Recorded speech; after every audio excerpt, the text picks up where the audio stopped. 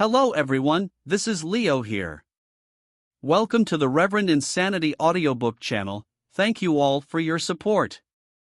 So this is my first attempt to do something new with my videos, hope you guys like it. Reverend Insanity is the best Chinese fantasy web novel of all time. The story follows the footsteps of the evil Feng Yuan, a time traveler who could send his consciousness back to the past using the spring-autumn cicada, on his journey to find true immortality.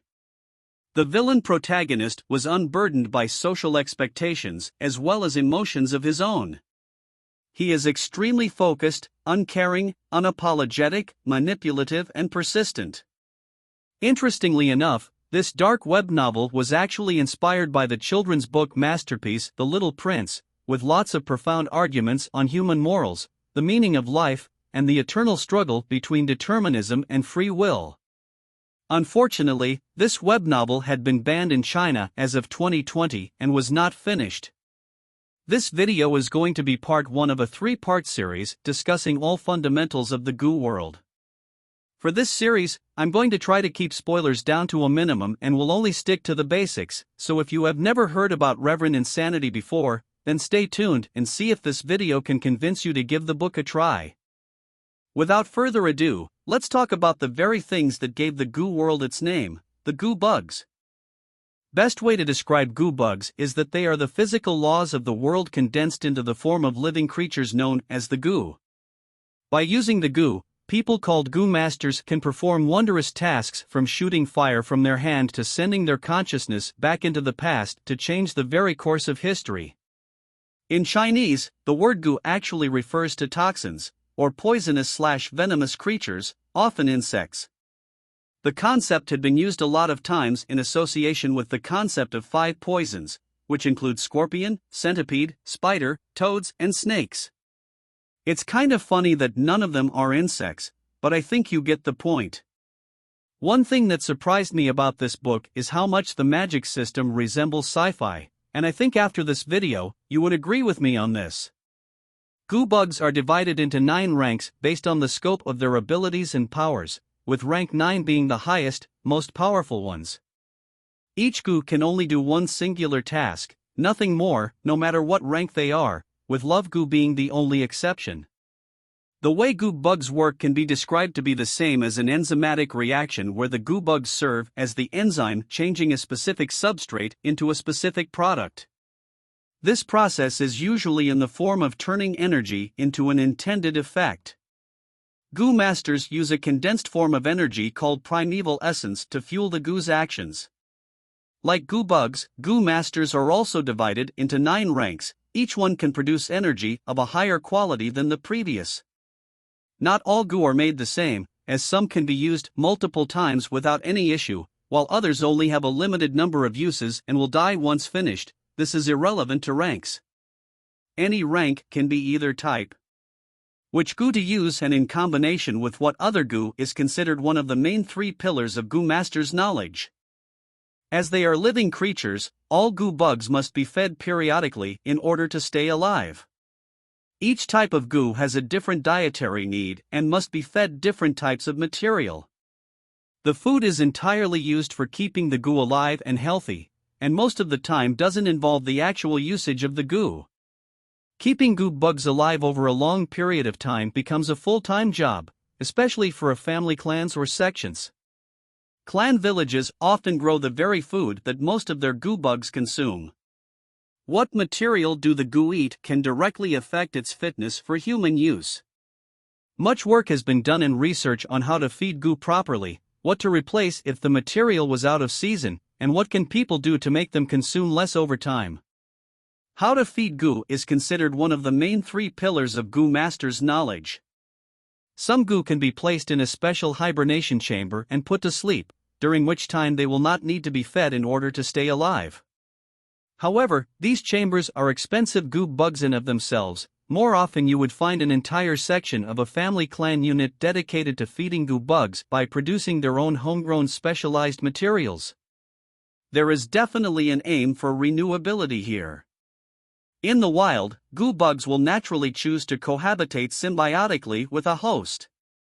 In exchange for food and/or shelter, they will provide the host with special abilities. When the host dies, the goo will fly away to look for a new home.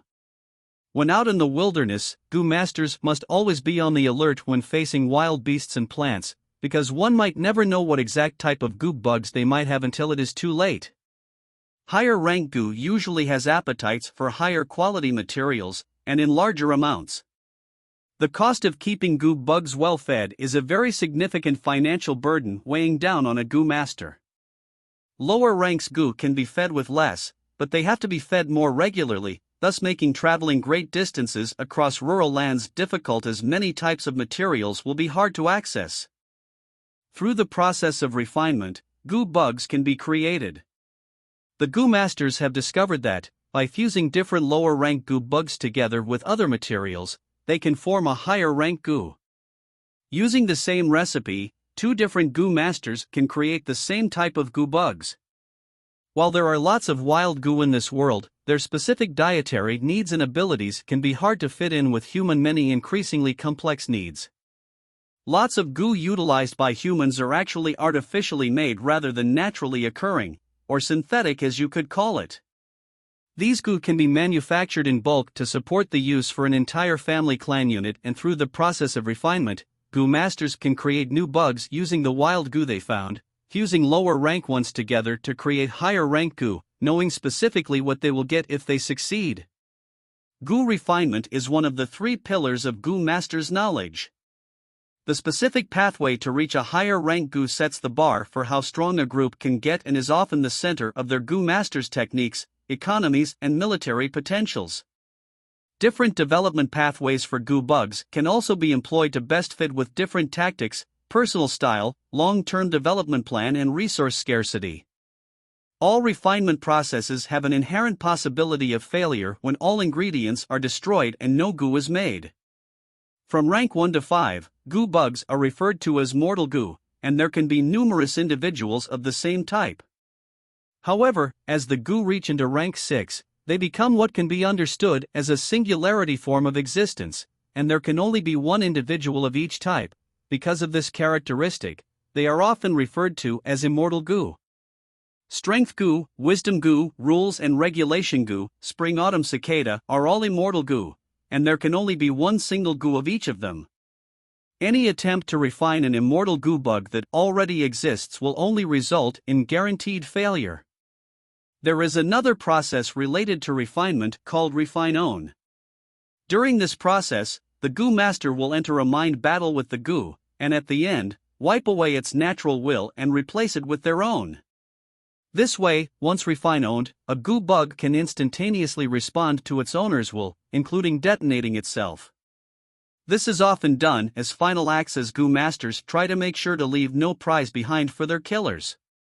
This term refine-owned is a bit of my own translation. I think it is more accurate. As of right now, all existing English translation out there are calling this process refinement, the same as the process where goo are made.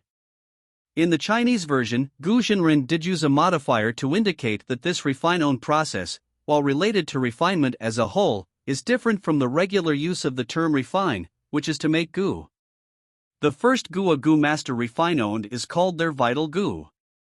Their lives are linked, and through the link, a goo master can ensure his vital goo survives in case of refinement failure. Forced destruction, or forced removal of the vital goo can cause serious harm to a goo master. Another notable side effect of the refine-own process is that it makes the goo bugs retarded, because their wills are gone. They lose their natural instincts and can no longer tap into the free energy in the atmosphere that they normally can tap in when living on animal or plant hosts.